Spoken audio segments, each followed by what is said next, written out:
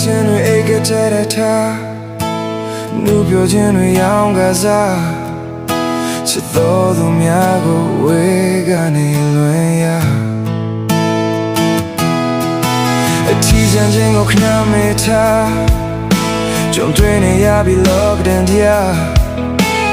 ဒီခံခြင်းသာကောင်းစိုးရမဟုတ်လားမနာမြ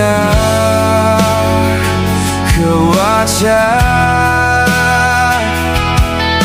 ကိုချင်းစာမိတဲ့တိုင်းတစ်ပါးရောက်သူများရင်ဆိုင်နေဒီလိုခက်ခဲတွေတော်ရမှာမေးရတဲ့ဘဝတွေ